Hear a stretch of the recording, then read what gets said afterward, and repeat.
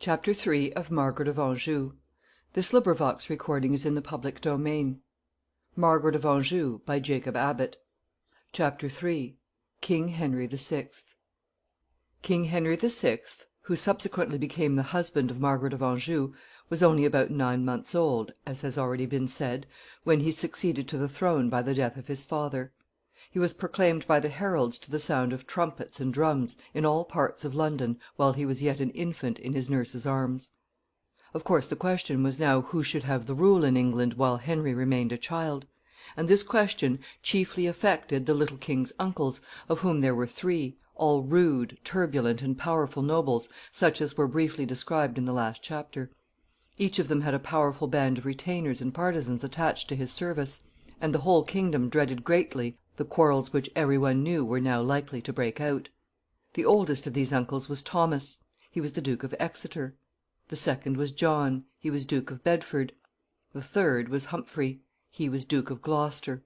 Thomas and Humphrey seem to have been in England at the time of their brother the old king's death. John, or Bedford, as he was commonly called, was in France, where he had been pursuing a very renowned and successful career in extending and maintaining the English conquests in that country. The leading nobles and officers of the government were assembled in council soon after the old king's death, and in order to prevent the breaking out of the quarrels which were otherwise to have been anticipated between these uncles, they determined to divide the power as nearly as possible in an equal manner among them. So they appointed Thomas, the Duke of Exeter, who seems to have been less ambitious and warlike in his character than the rest, to the charge and custody of the young king's person. Humphrey, the Duke of Gloucester, was made Protector of England, and John, the Duke of Bedford, the Regent of France. Thus they were all seemingly satisfied. But the peace which resulted from this arrangement did not continue very long.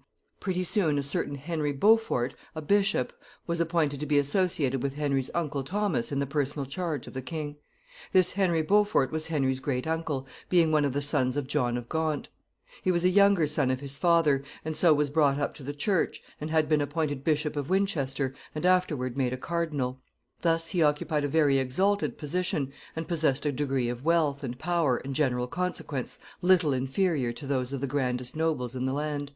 He was a man, too, of great capacity, very skillful in manoeuvring and intriguing, and he immediately began to form ambitious schemes for himself, which he designed to carry into effect through the power which the custody of the young king gave him. He was, of course, very jealous of the influence and power of the Duke of Gloucester, and the Duke of Gloucester became very jealous of him. It was not long before occasions arose which brought the two men and their bands of followers into direct and open collision. I cannot here go into a full account of the particulars of the quarrel. One of the first difficulties was about the Tower of London, which Beaufort had under his command, and where there was a prisoner whom Gloucester wished to set at liberty. Then there was a great riot and disturbance on London Bridge, which threw the whole city of London into a state of alarm. Beaufort alleged that Gloucester had formed a plan to seize the person of the king and take him away from Beaufort's custody, and that he had designs, moreover, on Beaufort's life. To defend himself, and to prevent Gloucester from coming to the palace where he was residing, he seized and fortified the passages leading to the bridge. He built barricades, and took down the chains of the portcullis, and assembled a large armed force to guard the point. The people of London were in great alarm.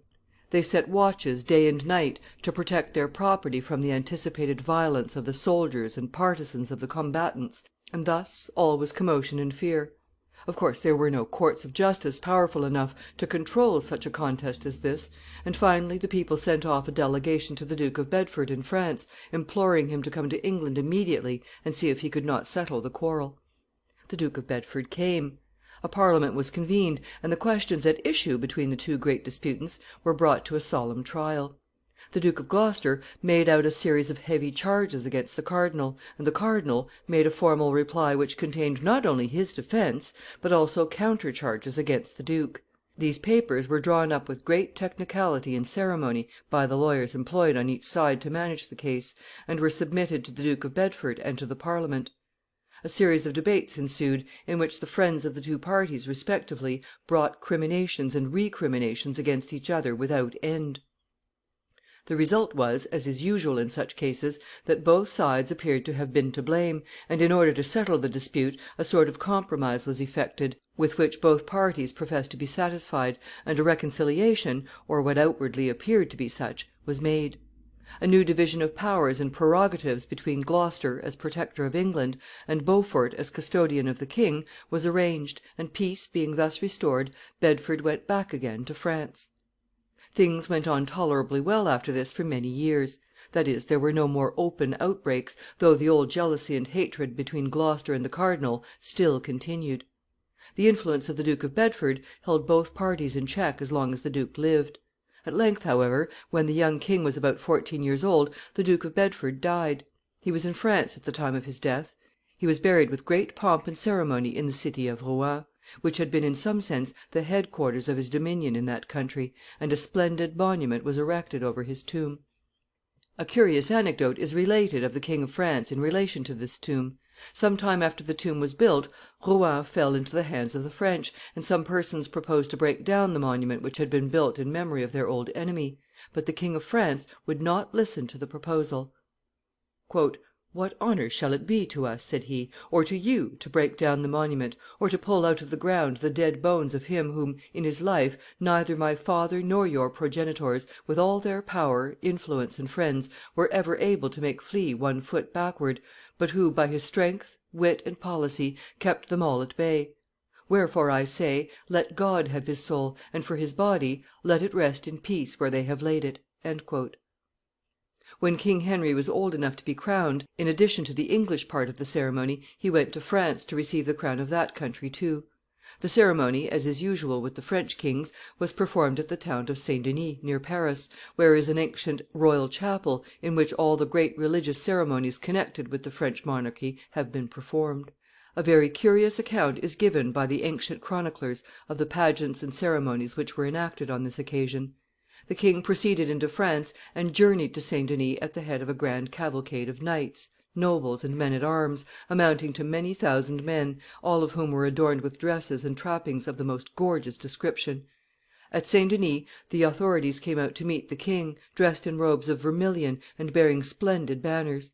The king was presented, as he passed through the gates, "with 3 crimson hearts, in one of which were 2 doves; in another, several small birds, which were let fly over his head; while the third was filled with violets and flowers, which were thrown over the lords that attended and followed him." At the same place, too, a company of the principal civic dignitaries of the town appeared, bearing a gorgeous canopy of blue silk, adorned and embroidered in the most beautiful manner with royal emblems. This canopy they held over the king as he advanced into the town. At one place farther on, where there was a little bridge to be crossed, there was a pageant of 3 savages fighting about a woman in a mimic forest. The savages continued fighting until the king had passed by. Next came a fountain flowing with wine, with mermaids swimming about in it. The wine in this fountain was free to all who chose to come and drink it. Then, farther still, the royal party came to a place where an artificial forest had been made, by some means or other, in a large open square. There was a chase going on in this forest at the time when the king went by. The chase consisted of a living stag hunted by real dogs. The stag came and took refuge at the feet of the king's horse, and his Majesty saved the poor animal's life. Thus the king was conducted to his palace. Several days were spent in preliminary pageants and ceremonies like the above, and then the coronation took place in the church, the king and his party being stationed on a large platform raised for the purpose in the most conspicuous part of the edifice. After the coronation there was a grand banquet, at which the king, with his lords and great officers of state, sat at a marble table in a magnificent ancient hall. Henry Beaufort, the Bishop of Winchester, was the principal personage in all these ceremonies next to the king. Gloucester was very jealous of him, in respect to the conspicuous part which he took in these proceedings. Henry was quite young at the time of his coronations. He was a very pretty boy, and his countenance wore a mild and gentle expression. The quarrel between the Duke of Gloucester and the bishop was kept, in some degree, subdued during this period, partly by the influence of the Duke of Bedford while he lived, and partly by Gloucester's mind being taken up to a considerable extent with other things, especially with his campaigns in France; for he was engaged during the period of the king's minority in many important military expeditions in that country.